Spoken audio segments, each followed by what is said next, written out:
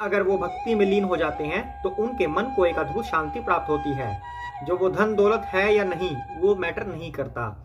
अगर मन को शांति चाहिए, धन दौलत से कभी भी मन की शांति नहीं होती, बल्कि मन की शांति छिनती है कि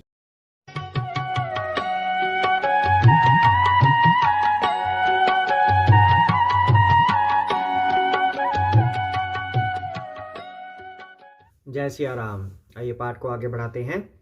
सबसे पहले हम श्री राम की वंदना करेंगे। जय श्री कृष्ण चैतन्य प्रभु नित्यानंद श्री अद्वैत गदाधर शिव सादि गौर भक्त वृंदा। हरे कृष्ण कृष्ण कृष्ण हरे हरे, हरे राम राम राम हरे हरे। जय सिया राम। जय श्री रामचंद्र रघुपुंग वैराज वीर राजेंद्र राम रघुनायक राघवेश राजाधिराज रघुनंदन रामचंद्र दासु मध्य भक्त शरणागतो अस्मि। जय सिया राम। सिया राम जय जय राम।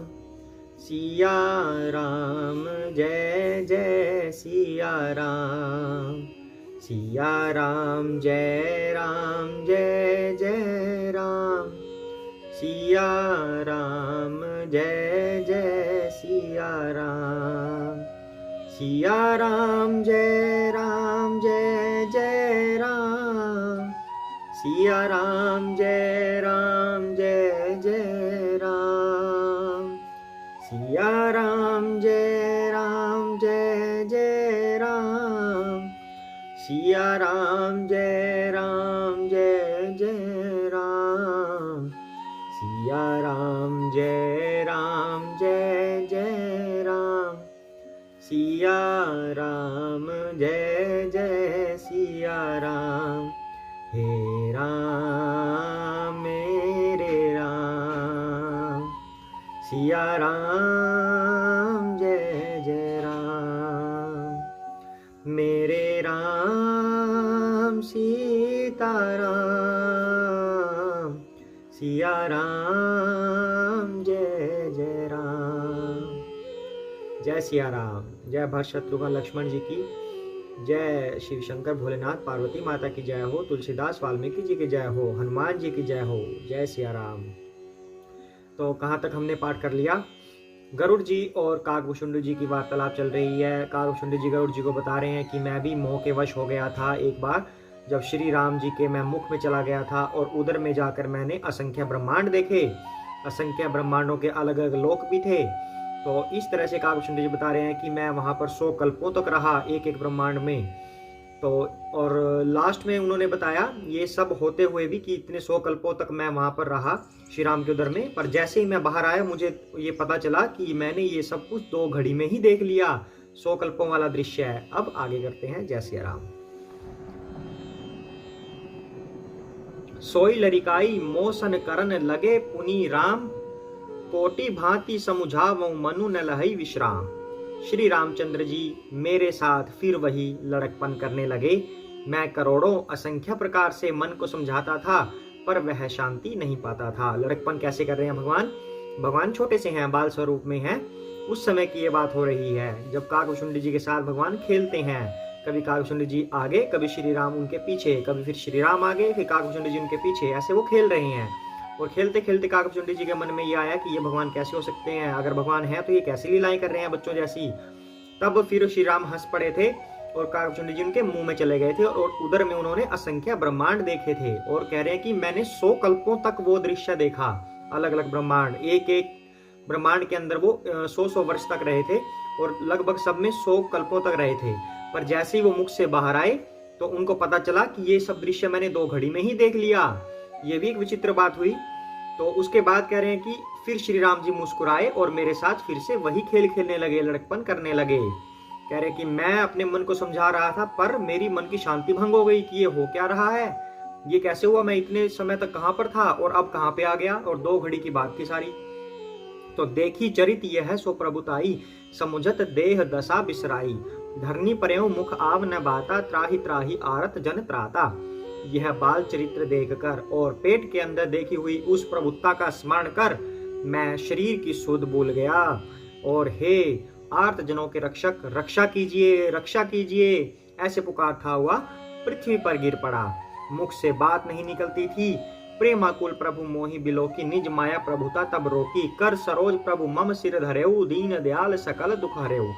तदनंतर यानी कि उसके बाद प्रभु ने मुझे प्रेम विह्वल कर दिया और ऐसा देखकर अपनी माया के प्रभाव को रोक लिया।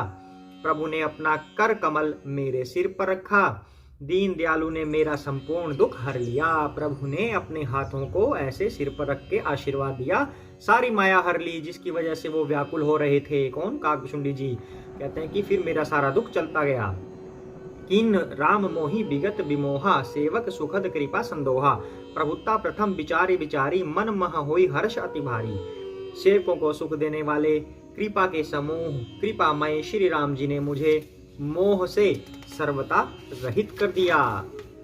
उनकी पहले वाली प्रभुता को विचार विचार कर याद कर करके मेरे मन में बड़ा भारी हर्ष हुआ।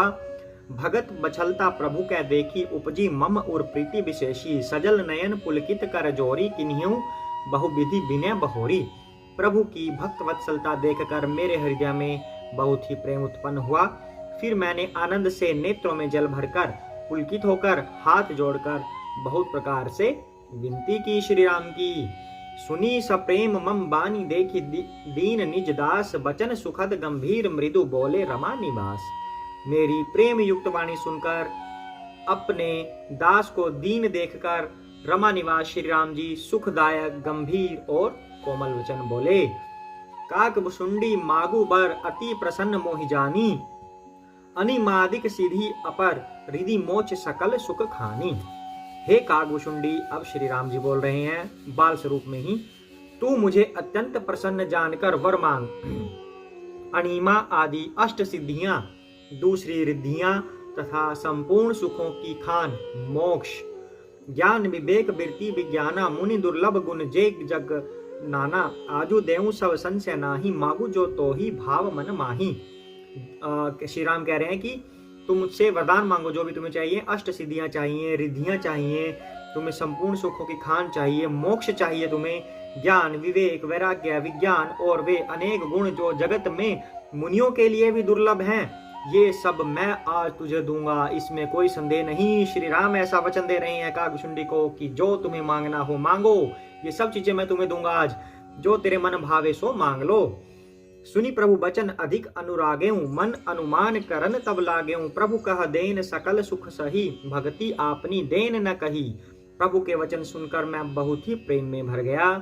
तब मन में अनुमान करने लगा कि प्रभु ने सब सुखों के देने की बात कही है तो सत्य है, पर अपनी भक्ति देने की बात नहीं कही। जय सिया राम। काकभुशुंडी जी बहुत बड़े भक्त हैं प्रभु के, और एक भक्त अगर भगवान से कुछ मांगता है तो वह भगवान की भक्ति मांगता है, तो अगर सही में भक्त है तो, अदरवाइज सब कुछ ना कुछ और चीजें मांगेंगे, वस्तुएं भौतिक मटेरियल चीजें मांगेंगे, भक्ति नहीं मांगेगा। तो काकभुशुंडी जी कह रहे हैं कि भगवान ने मुझे सब सुख देने का वचन दे दिया, लेकिन भक्ति की बात कहीं नहीं कही। जैसे हनुमान जी ने बोला था कि जो ये हीरे मोती हैं मेरे किस काम के, इसके अंदर कहीं पे भी श्री राम नहीं दिख रहे, जहां पर श्री राम होंगे मेरी तो वही चीज काम की है। तो काकभुशुंडी जी कह रहे हैं कि भक्ति नहीं दी, मतलब भक्ति की बात नहीं करी प्रभु ने, सुख की बात की है। तो भक्तिहीन गुण सब सुख ऐसे, लवन बिना बिंजन जैसे, भजनहीन सुख कवने काजा, अस विचारी बोलेऊं खगराजा। भक्ति से रहित सब गुण और सब सुख वैसे ही फीके हैं जैसे नमक के बिना बहुत प्रकार के भोजन के पदार्थ। भजन से रहित सुख किस काम के, हे पक्षीराज, ऐसे विचार कर मैं बोला। अब यहाँ पर क्या समझ में आ रही है बात? ये हनुमान जी ने भी ये बात बोली और अब काकभुशुंडी जी भी ये बात बोल रहे हैं। भक्ति के बिना सब सुख किस काम के, अर्थात वास्तविक सुख तभी आएगा जब हम भक्ति में लीन होंगे।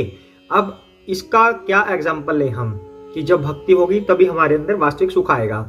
इसका एग्जाम्पल हम डेली लाइफ से ले लेते हैं। मान लो हम क्या है, हम नास्तिक हैं, हम भगवान की कोई पूजा आराधना कुछ नहीं करते, हमारे पास धन बहुत आ गया, करोड़पति अरबपति हो गए हम तो, और भगवान का नाम कहीं बीच में है नहीं, सिर्फ धन दौलत है, तो क्या होगा? कहीं बीमारियां आ जाएंगी घर में, किसी के बच्चे खराब हो जाएंगे, बात नहीं मानते या कुछ और गलत चीजों में चले गए, कुछ ना कुछ उनको कष्ट रहेगा ही। लेकिन अगर वो भक्ति में लीन हो जाते हैं तो उनके मन को एक अद्भुत शांति प्राप्त होती है। जो वो धन दौलत है या नहीं वो मैटर नहीं करता। अगर मन को शांति चाहिए, धन दौलत से कभी भी मन की शांति नहीं होती, बल्कि मन की शांति छिनती है कि इसकी रखवाली भी करनी है, इतना धन आया है तो इसकी रखवाली भी करनी है, कहीं चोर ना ले जाए या कहीं कुछ और चीज़, या इसको कहाँ पे मैं अब लगाऊं पैसे को, कहीं ये वेस्ट ना हो जाए। तरह तरह की चिंताएं और बढ़ जाएंगी। ठीक है, एक पर्याप्त मात्रा में धन आवश्यक होता है, पर अत्यधिक मात्रा में धन है पर भक्ति नहीं है, तब उसके मन को कभी शांति नहीं आएगी। ये आप किसी भी अमीर आदमी का एग्जाम्पल ले सकते हैं, कोई भी जो धन दौलत वाला है, अमीर है, उसके मन को शांति है या नहीं, पर वो भक्ति ना करता हो, तब चेक करना है। जो भक्ति चेक करता हो उसके मन को ऑटोमेटिकली शांति आएगी, चाहे वो धन हो उसके पास या नहीं हो। तो वही यहाँ पे कह रहे हैं काकभुशुंडी जी कि मैं उस सुख का क्या करूंगा जिसके अंदर भगवान का नाम नहीं हो, जिसके अंदर भगवान की भक्ति ना हो, तो वो सुख किस काम का, वो सुख हो ही नहीं सकता। तो जो प्रभु होई प्रसन्न बर देहु, मोह पर करहु कृपा अरुनेहु, मन भावत बर मागव स्वामी, तुम उदार उर अंतर जामी। हे प्रभु, यदि आप प्रसन्न होकर मुझे वर देते हैं और मुझ पर कृपा और स्नेह करते हैं, तो हे स्वामी, मैं अपना मन भाया वर मांगता हूँ। आप उदार हैं और हृदय के भीतर की जानने वाले हैं। अबिरल भक्ति विशुद्ध तव श्रुति पुराण जो गाव, जेहि खोजत जोगीस मुनि प्रभु प्रसाद को पाव। आपकी जिस अविरल प्रगाढ़ और विशुद्ध अनन्य निष्काम भक्ति को श्रुति और पुराण गाते हैं, जिसे योगीश्वर मुनि खोजते हैं और प्रभु की कृपा से कोई विरला ही जिसे पाता है। भगत कल्प तरु प्रणत हित कृपा सिंधु सुखधाम, सोई निज भक्ति मोहि प्रभु देहु दया करि राम। हे भक्तों के मन इच्छित फल देने वाले कल्प वृक्ष, श्री राम को अब कल्प वृक्ष की संज्ञा दे रही हैं काकभुशुंडी जी। हे शरणागत के हितकारी, हे कृपा सागर, हे सुखधाम श्री राम जी, दया करके मुझे अपनी वही भक्ति दीजिए। जय श्री राम। काकभुशुंडी जी ने सब सुखों की बजाय भक्ति मांगी। अगर भगवान की भक्ति हमें मिल जाए तो फिर और क्या चाहिए हमें। भगवान की भक्ति मिल गई तो सब सुख ऑटोमेटिकली मिल जाएंगे, हमें किसी और चीज की आवश्यकता फील ही नहीं होगी कि मुझे गर्मी लग रही है, मुझे एसी चाहिए, गर्मी ही नहीं लगेगी तो एसी की क्या जरूरत है। मनोरंजन करना है, टीवी चाहिए, लैपटॉप चाहिए, भक्ति में ही मनोरंजन होगा, टीवी लैपटॉप का क्या करना है।